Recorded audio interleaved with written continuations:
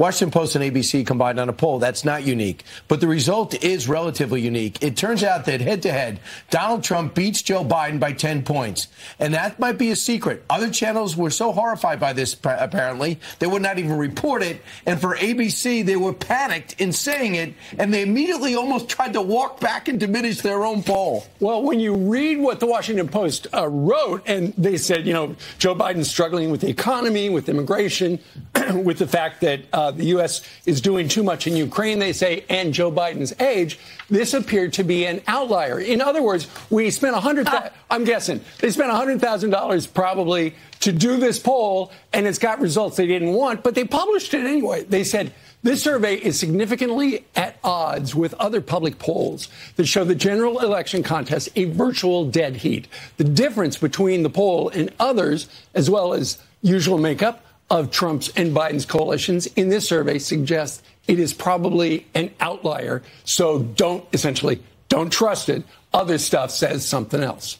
I find the whole thing curious. If you go back to 2020, looking at the polling from back in there was a Gallup poll that said 56% of Americans considered themselves better off under Donald Trump. Right. But when you went down to the bottom of the poll, it said 44% agreed that he had presidential qualities, and 49% agreed with him on some of the issues. And so when you put all of that together, people were better off under Donald Trump, but they just didn't like his tone and tenor. Right. Why does that matter now? Things just aren't going so well. 78% of Americans feeling like they were heading down the wrong direction.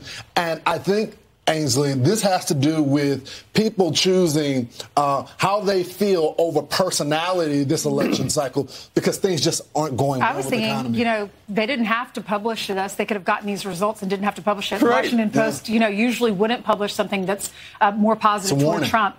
But I thought maybe they are pushing this because they want a different candidate. They want someone else, and they know this is the time. Exactly. And then it sounds like when they walk it back, this is an outlier. This is unlike any other poll. It sounds like maybe Democrats got on the Washington Post. I can't believe y'all ran this. I can't believe you're saying this. This is unlike any other poll. Oh, maybe you're right. Let's paint it as an outlier. But the problem is, in May, they did a similar poll, and Trump won by 7. Mm-hmm. So head-to-head, it's just overwhelming. 74% believe that his age and fitness are a huge detriment to him. That's in the NBC poll. Yeah, that's the NBC poll. Mm-hmm. And so with just filled out the ABC poll, which is pretty astounding. If you look at people, and you mentioned only 15% think they're better off. Mm-hmm. When you take a look at what the current president is doing now with job approval, he's at 37% job approval. So if you look at the final result, it is not surprising when you look at the other elements of this poll that he is actually losing by this much. But it also shows you that he's almost incapable of selling his economic gains. He spent the whole summer telling us how great Bidenomics was. And guess what? Nobody agrees with him.